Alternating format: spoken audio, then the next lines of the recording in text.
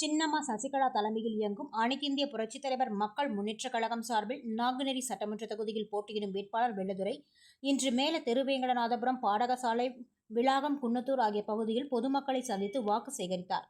தனது சின்னமான தென்னந்தோப்பு சின்னத்திற்கு வாக்குகளை கேட்டு திறந்த ஜீப்பில் சென்றவாறு வாக்கு சேகரித்தார். நாங்குநேரி தொகுதியில் பல்வேறு தேர்தல் வாக்குறுதிகளை நிறைவேற்ற பாடுபடுவேன் என உறுதியளித்தார். மேலும் படித்த இளைஞர்களுக்காக வேலைவாய்ப்புகள் உருவாக்குவதற்காக இலவசமாக கோச்சிங் சென்டர் அமைத்து தருவதாகவும் இந்த பகுதியில் வேறு எந்த அடிப்படை வசதிகள் பொதுமக்கள் கேட்டாலும் செய்து தருவேன் என தெரிவித்தார். வாக்கு சேகரிப்பில் அக்கட்சியை சேர்ந்த நிர்வாகிகள், தோழமை கட்சியினர் உடன் இருந்தனர். சின்னம்மாவுக்கு எதிர்கட்சிக்காரங்க நிறைய துரோகம் பண்ணிட்டாங்க, முதுகுல குத்திட்டாங்க. சின்னம்மா நம்பி ஒருத்தரை ஒரு நாற்காலியில் உட்கார வச்சுட்டு போனா அவன் சின்னம்மாவையே கொல்ல பார்த்துட்டான். ஏன்னா திரும்ப அந்த நாற்காலியை பிடுங்கிடுவாங்க. அவங்களுக்கெல்லாம் கட்சியை பற்றின கவலையே இல்லை. அவங்களுக்கு அவங்களோட நாற்காலியை காப்பாற்றிக்கிடணும். அந்த மாதிரி சின்னம்மாவை ரொம்ப கஷ்டப்படுத்திட்டாங்க. அவங்க கணவர் இறந்தப்போ 16 நாள் விசேஷத்தை கூட நடத்த விடலை. கர்நாடகாவில் பெங்களூரில் அவங்களுக்கு 15 நாள் அனுமதி கொடுத்தும் அந்த அனுமதியை தமிழ்நாட்டில் இருந்துட்டு இவனுங்க ஃபோன் பண்ணி அந்த கமிஷனருக்கு பேசி நீ கொடுக்காத, 10 நாளில் அவங்க திரும்பி வரணும் அப்படின்னு சொல்லி அந்த அம்மாவுக்கு 10 நாள் டைம் கொடுத்து கடைசி காரியத்தை கூட நம்ம சின்னம்மாவை பார்க்க விடலை. அந்த அளவுக்கு ஒரு பெண் தானே என்று நம்ம சின்னம்மாவை ரொம்ப கஷ்டப்படுத்திட்டாங்க.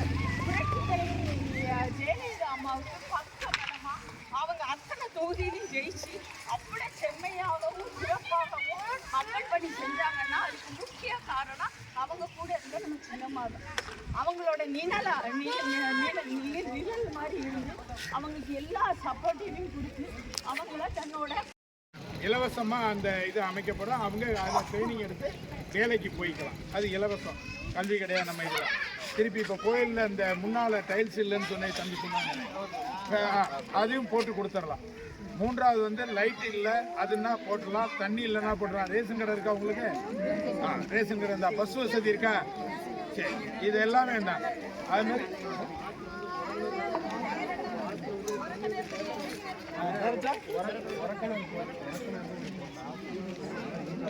புறக்கிணறு போட்டு கொடுத்துருவோம். தண்ணி வசதி பண்ணி கொடுத்துருவோம்.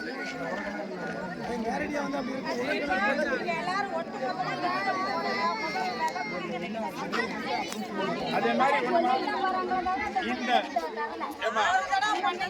அதை செஞ்சு கொடுத்துருமா? அதை செஞ்சு தொழிற்சாலைகள் ஆரம்பிக்க போறோம். இங்க தொழிற்சாலை ஆரம்பிச்சா நம்ம தொகுதியில் இருக்கிற மக்களுக்கு 50% வேலை வாய்ப்பு. 100 பேர் வேலை கொடுத்தாங்கன்னா 50 பேர் நம்ம தொகுதியில் உள்ள மக்களுக்கு தான் வேலை வாய்ப்பு. அதே மாதிரி அதில் நிலத்தடி நீர் பாதிக்கப்படாத அளவிலான இண்டஸ்ட்ரீஸ் தான் வரும், தொழிற்சாலைகள் தான் வரும். மீண்டும் உங்களுக்கு ஏதாவது குறைகள் இருந்தால் என்று சொல்லலாம், நிவர்த்தி செய்யப்படும்.